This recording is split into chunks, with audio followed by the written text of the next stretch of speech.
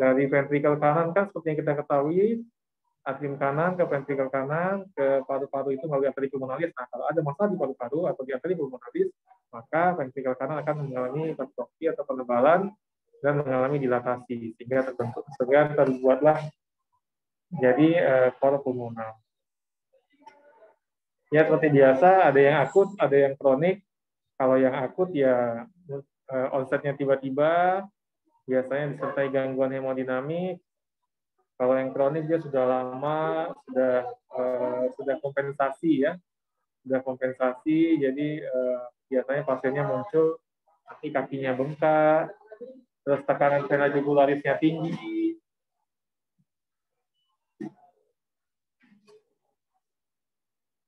Oke, yang pertama kita bahas dulu yang akut. Jadi kor pulmonar akut definisikan sebagai suatu keadaan di mana terjadi kegagalan ventrikel kanan secara tiba-tiba dan cepat yang disebabkan oleh suatu kelainan primat di paru-paru. Contohnya adalah ARDS, respiratory distress syndrome, atau emboli paru yang masif. Emboli paru yang masif menyumbat di main arteri pulmonalis atau cabang utamanya sehingga mengakibatkan kor pulmonar akut. Emboli paru adalah terjadinya emboli yang menyumbat peredaran darah di arteri pulmonalis. ARDS didefinisikan sebagai kondisi akut yang dikarakteristikan dengan adanya infiltrat bilateral dan hipoksemi yang parah tanpa sertai bukti adanya edema paru kardiogenik.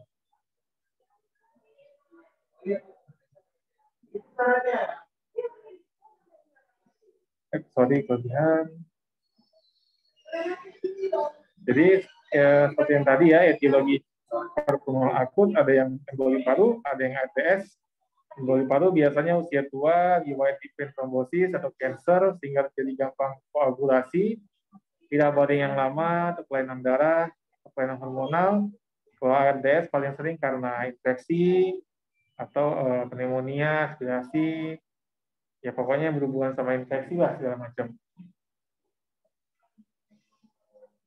Angkanya sendiri kurang lebih 50.000 kematian per tahun di Amerika Serikat. Kalau ARDS sendiri kurang lebih 74.500 kematian per tahun.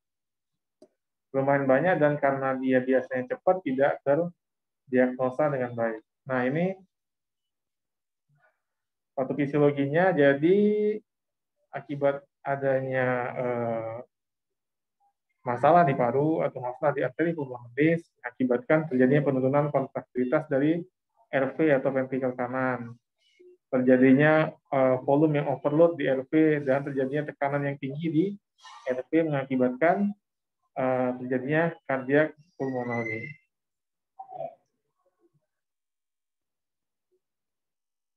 Nah ini sama kayak yang tadi ya, RV overload-nya meningkat, tension wall-nya meningkat, mengakibatkan hipotensi. Ujung-ujungnya semuanya akan jatuh ke hipotensi. Ya, jadi yang harus diatasi adalah yang mana? Yang diatasi adalah penyebabnya.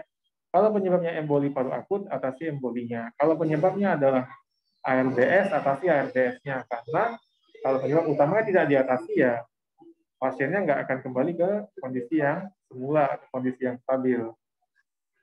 Manifestasi klinisnya apa? Yang paling gampang ya sesak napas pasti, atau singkup pingsan karena hipoksia. Tanda-tandanya hipotensi, takikardi, takipnu, adanya retraksi otot pernapasan, adanya distensi vena jugularis akibat peningkatan tekanan di ventrikel kanan, atau bisa juga dijumpai murmur.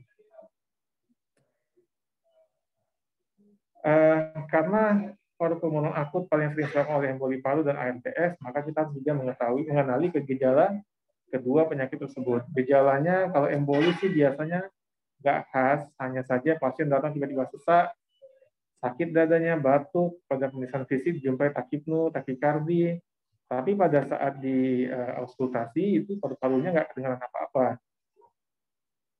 Kalau pada pasien ARDS, paru-parunya kedengaran infiltrat, terus mungkin pasiennya demam, sepsis, atau ada riwayat operasi sebelumnya, atau ada aspirasi, itu bisa kita curigai yang adanya suatu ARDS.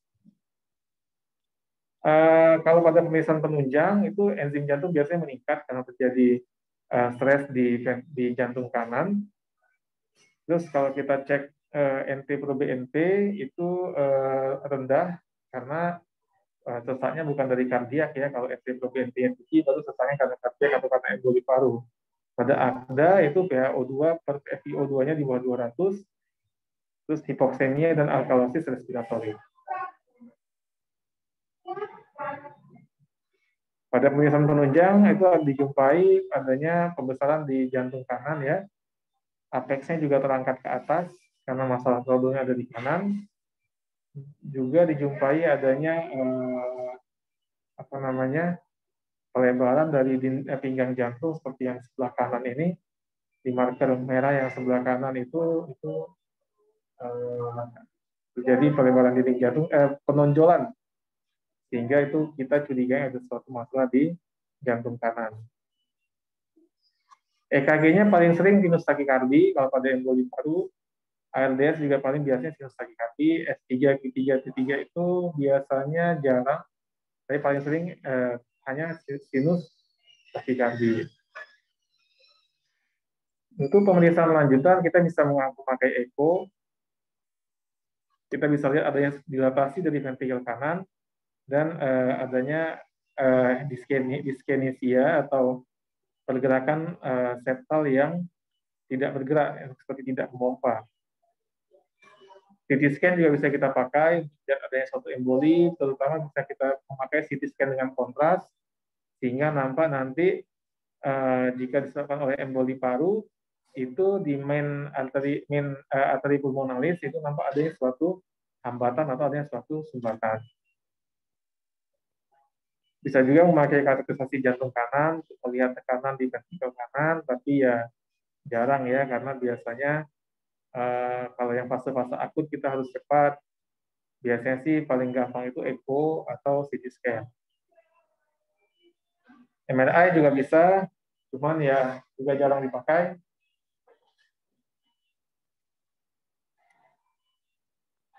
Penata laksananya gimana? Jadi penata laksanaannya pasiennya akan jatuh ke akut right heart failure. Akan jatuh ke akut right heart failure, sehingga kalau dia karena emboli yang paling kiri ya, etiologi spesifik manajemen, kalau dia karena emboli paru, tentu kita harus berikan trombolitik atau reperfusi. Jangan sampai sumbatannya itu berubah menjadi keras sehingga tidak bisa dihancurkan lagi. Kalau dia karena ARDS, tentu kita berikan antibiotik. Atau kalau misalnya nggak mempan juga, ya embolinya mau nggak mau harus diambil melalui operasi. Kalau terjadi masalah hipovolemik, tentu kita harus berikan bolus cairan. Bisa bolus cairan 500 ml. Namun kalau terjadi volume overload, maka kita harus berikan diuretik. Diuretik untuk mengeluarkan cairan sehingga pasiennya sesaknya bisa berkurang. Kalau tekanan darahnya rendah, kita berikan vasopresor. Terus kalau untuk pulmonary artery hypertension ya pakai prostanoid, tapi itu sudah lebih advance ya. Kalau hanya untuk dokter umum biasanya hanya sampai di 1, 2, 3 aja vasopresor, berikan cairan atau diuretik dan antibiotik. Kalau nggak bisa juga ya kamu harus masuk ventilator untuk kontrol dari pernapasan. Terapi ARDS sih biasanya ya antibiotik, ventilasi, terus antibiotiknya juga harus sesuai dengan kultur ya, sehingga antibiotiknya tepat. Itu untuk yang akut. Bagaimana untuk yang kronik? Kalau untuk yang kronik dia kurang lebih sama. Pembesaran ventrikel kiri dan hipertrofi ventrikel kiri, hanya saja dia onsetnya lebih lambat dan kejadiannya sudah bertahun-tahun ya, seperti itu. Ini adalah tabel penyebab paling sering terjadinya CPC atau cort pulmonale chronicum.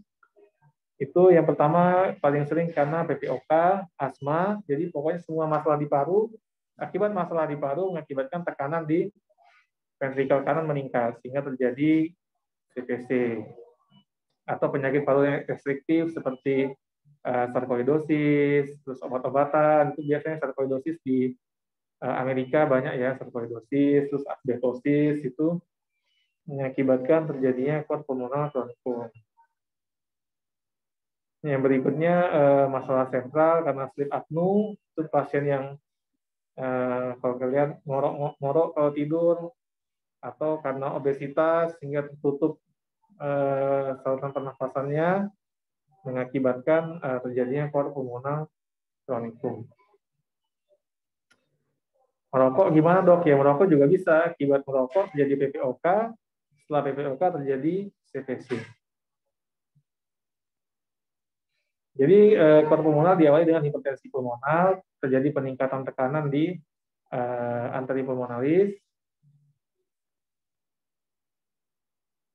Akibat hipoksia kronis, ya jantung rusak, otot rusak, mengakibatkan ventrikel kanan mengalami remodeling, hipertrofi, dilatasi, sehingga mengalami gagal jantung kanan. Gagal jantung kanan nanti pasiennya datang dengan keluhan yang pertama kakinya bengkak, atau bisa asites, atau tekanan vena jugularisnya akan meningkat. Tanda gagal jantung kanan lah ya.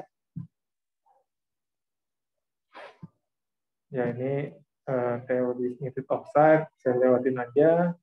Nah ini yang seperti saya bilang tadi, hipoksia karena ya merokok atau sleep apnea atau smoking itu mengakibatkan kerusakan dan remodeling dari pembuluh darah, mengakibatkan peninggian tekanan di anteripulmonalis, sehingga mengakibatkan disfungsi endotel, otot jantungnya rusak. Nah ini hipertrofi, disfungsi ventrikel, gagal jantung kanan. Gejalanya apa? Biasanya sih asimptomatik, tuh pasien terutama perokok atau PPOK, tahunya nanti belakangan di umur 60, di umur 70 gitu. Ya kadang-kadang juga di umur 50 juga muncul ya. Gejala yang sering timbul ya gejala gagal jantung kanan, yaitu sesak napas pada saat aktivitas, gampang capek, kadang mengeluhkan chest pain, dan bisa terjadi sinkop atau hemoptysis. Gejala hipoksemia kayak sakit kepala, gelisah, hingga penurunan kesadaran. Dari pemeriksaan fisik terjadi peningkatan tekanan vena jugularis karena gagal jantung kanan, asites, dan edema perifer. Terjadi peningkatan suara di P2 akibat terjadinya peninggian tekanan, jadi murmur sistolik, dan terjadinya sianosis sentral akibat dari hipertensi pulmonal yang sudah advance. Untuk tes fungsi paru bisa pakai spirometri atau ya yang lain-lain lah ya, fototoraks juga karena bisa dilihat kan untuk melihat etiologi kayak bronkitis atau apa segala macam. Terus dari EKG sih biasanya nggak terlalu sensitif, paling sering ya hipertrofi vertikal kanan atau aksisnya berubah ke arah kanan, tapi kalaupun EKG yang normal itu tidak akan mengeksklusikan diagnosa dari CVC. Diagnosanya paling gampang dilihat dari fototoraks atau dari echo ya.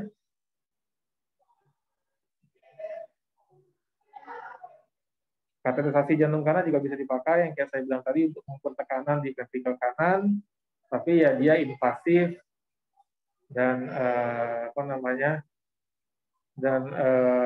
kelebihannya adalah dia bisa dipakai sekalian untuk mengukur tekanan di anteripulmonal. Terapinya apa ya? Terapinya berikan oksigen untuk mengurangi fase konveksi dan menurunkan resistensi vaskular paru, terutama pada pasien-pasien dengan saturasi di bawah 95%, sehingga kita harus berikan oksigen. Lalu jika terjadi infeksi harus berikan pengendalian infeksi dengan antibiotik. Juga harus dicegah jangan sampai dia terjadi infeksi, karena kalau terjadi infeksi biasanya prognosanya lebih jelek. Manajemen cairan dan diuretik, pasien diedukasi tentang diet dan restriksi garam untuk meminimalisasi retensi cairan dan perkembangan gagal jantung kanan. Spironolactone sering digunakan untuk penanganan retensi cairan ringan, juga memberikan keuntungan pada gagal jantung dengan modulasi hormon MRA antagonis. Diuretik juga bisa dipakai furosemide ya, untuk mencegah retensi cairan yang signifikan dan gagal jantung kanan. Dosis diuretik sih biasanya diberikan tinggi di awal, lalu pelan-pelan diturunkan sesuai dosis maintenance. Kalau terjadi asidosis metabolik ya harus segera dikoreksi. Bagaimana mengenai digitalis dan teofilin? Digitalis bisa saja dikasih kalau hipertensi pulmoner disertai dengan adanya atrial fibrilasi.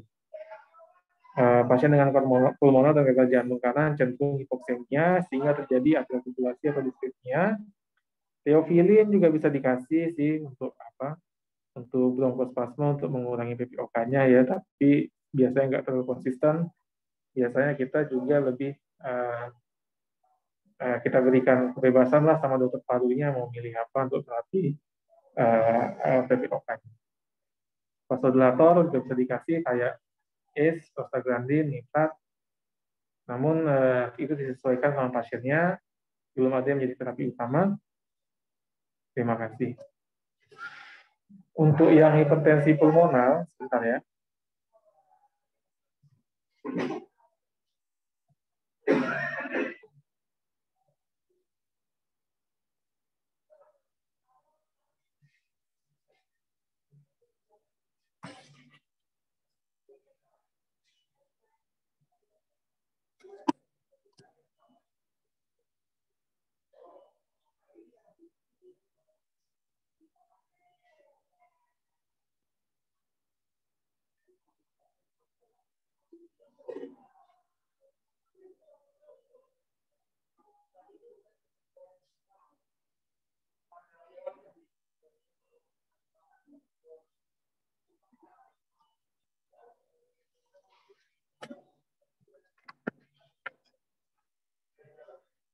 Oke, kita sambung untuk yang hipertensi pulmonal. Jadi definisi hipertensi pulmonal adalah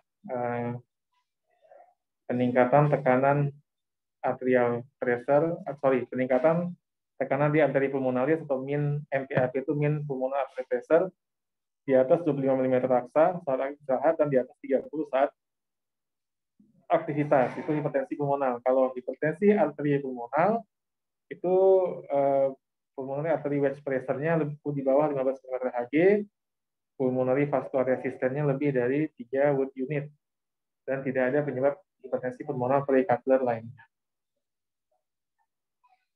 Ya, yang menghubungkan paru dan ventrikel kanan adalah arteri pulmonal.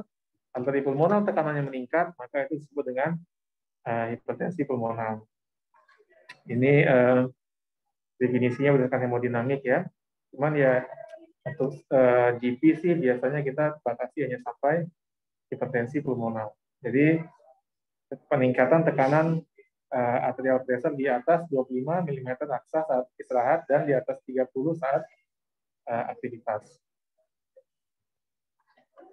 Penyebabnya bisa beberapa, bisa karena pulmonal arterial hypertension, bisa karena penyakit jantung, karena hipoksemia kronik, karena tromboemboli, emboli paru dan lain-lain ya, dan penyebab lainnya. Ada 5 grup. Grup pertama pulmonal arterial hypertension, grup kedua pulmonary arterial hypertension karena penyakit jantung kiri, yang ketiga pulmonary hypertension karena penyakit paru atau karena hipoksia, yang keempat karena kronik tromboemboli, yang kelima karena penyebab yang tidak jelas.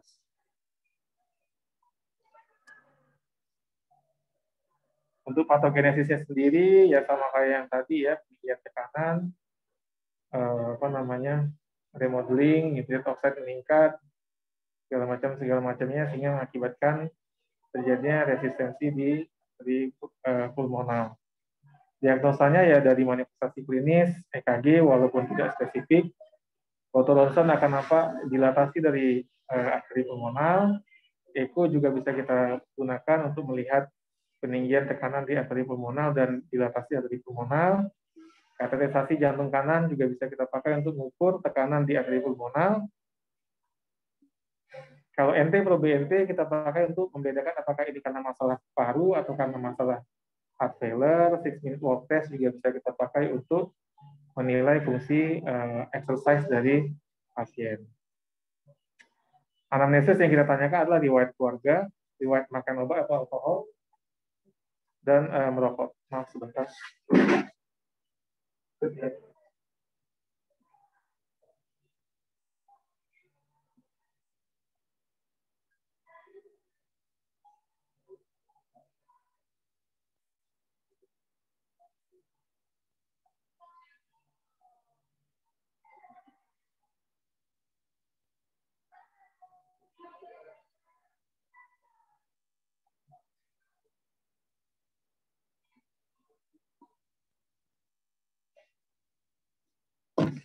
Oke, maaf.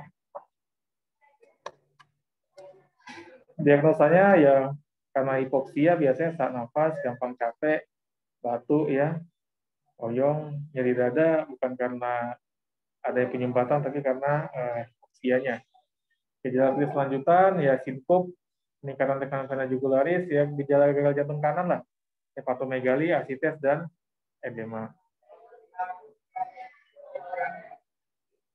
Ini kelas WHO-nya.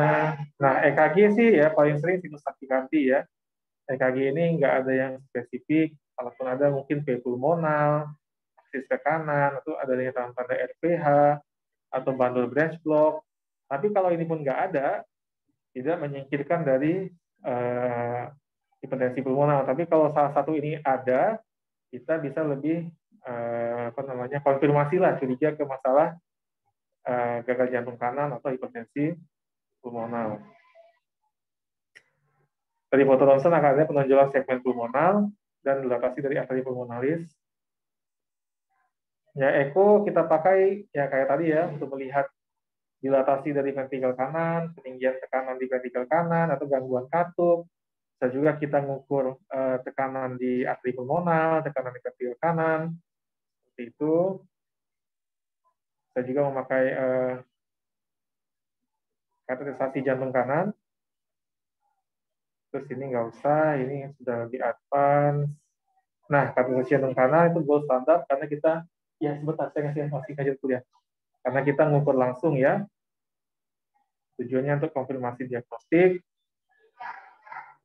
Terus untuk terapinya sih kurang lebih sama kayak terapi gagal jantung kanan, hanya kita biasanya berikan sportif kayak oksigen, antikoagulan, digoxin, diuretik, tergantung dari keluhan pasien. Tapi spesifiknya bisa aja kita kasih brosentan dan lain-lain, sildenafil. Mungkin kalian pernah lihat anak kecil dikasih sildenafil itu karena anak kecil itu sudah mengalami hipertensi pulmonal. Ini ya. Ya itu aja sih kalau hipertensi pulmonal. Pokoknya diagnosa peningkatan tekanan di vena pulmonal, bisa dari eko, EKG walaupun nggak spesifik, dan kateterisasi jantung kanan. Terapinya sih sampai saat ini masih terapi suportif saja. Ya, terima kasih. Sudah mulai. Tolong ditutup ya. Tutup kuning.